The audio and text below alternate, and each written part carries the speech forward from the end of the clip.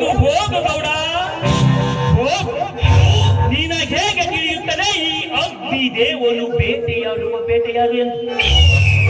ನಿನಗೆ ಸಹಾಯ ಮಾಡಿದಂತೆ ನಟಿಸಿ ಈ ಕಾಡು ಬಿಟ್ಟು ನಾಡಿಗೆ ಪ್ರವೇಶಿಸಿ ನಿನ್ನ ಸ್ನೇಹ ಬೆಳೆಸಿ ನನ್ನೊಂದಿಗೆ ಇದ್ದ ನನ್ನ ಮಾತಾಪಿತರ ಕೊಂದ ಕೊಪ್ಪಿದ ಕುഞ്ഞിಗಳು ಯಾರೆಂದು ಪತ್ತೆ ಹಚ್ಚಿ ಅವರನ್ನು ಬುಡ ಸಮೇತ ಕತ್ತರಿಸಿ ನುಂಗಿ ನೀರು ಕುಡಿದಾಗಲೇ ಈ ಅಗ್ನಿ ದೇವನ ಸೇಡಿನ ಕೆಂಡ ನಂದುತ್ತದೆ. ಕಲಾ, ನಾನೇಕೆ ಈ ಡೀಲಿಗೆ ಒಪ್ಪಿಕೊಂಡೆ ಗೊತ್ತಾಗಲಿಲ್ಲ ದಣಿ, ನೀವೇ ಹೇಳಬೇಕು. ಆ ದೇಸಾಯಿ ಗೌಡನನ್ನು ನೋಡಿದರೆ ಆ ದೇಸಾಯಿ ಗೌಡನ ಗುಂಪೆ ನನ್ನ ಮನೆ ಮಸನ ಮಾಡಿ ನನ್ನ ಮಾತಾಪಿತರ ಸಾವಿಗೆ ಕಾರಣವಿರಬೇಕೆಂದು ನನ್ನ ಮನದಲ್ಲಿ ಮೂಡಿದ ಭಾವನೆ ಮಾತಿಗೆ ನಾಯಿ ಕೆಲಸಕ್ಕೆ ಒಪ್ಪಿಕೊಂಡೆ.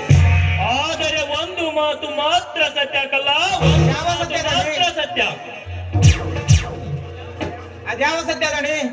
ಈ ಅಗ್ನಿ ದೇವನ ಅಂತರಾಳದ ಅನಿಸಿಕೆ ಪ್ರಕಾರ ಆ ದೇಸಾಯಿ ಗೌಡನೇ ಆಗಿರಲಿ, ದೊಡ್ಡ ಗೌಡರೇ ಆಗಿರಲಿ, ಒಟ್ಟಿನಲ್ಲಿ ಈ ಪೃಥ್ವಿಯಲ್ಲಿ ಯಾರೇ ಆಗಿರಲಿ, ಅವರನ್ನು ಈ ಭೂತಾಯಿಯ ಮಡಿಲಿನಿಂದ ಯಮನ ಮಡಿಲಿಗೆ ಕಳಿಸುವುದೇ ಸಾಧಿಸಿದ ಚತುರನಾದ ಈ ಅಗ್ನಿ ದೇವನ ಬಲವಾದ ಗುರಿ.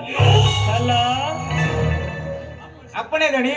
ನಡೆಯಿ, ಹಿಂದೆ ಪ್ರಯಾಣ ಬೆಳೆಸೋಣ. ಗಂಡು ದರ್ಬಾರದ ಹುಲಿಗಳಾಗಿ ದರೆಯಲ್ಲಿ ನಡೆಯುತ್ತಿರುವ ಸೊಕ್ಕಿನ ಶ್ರೀಮಂತರ ಸೊಕ್ಕನ ಅಡಗಿಸಿ ದರ್ಪ ಮೆಟ್ಟಿದ ದರ್ಪಗಳಾಗಿ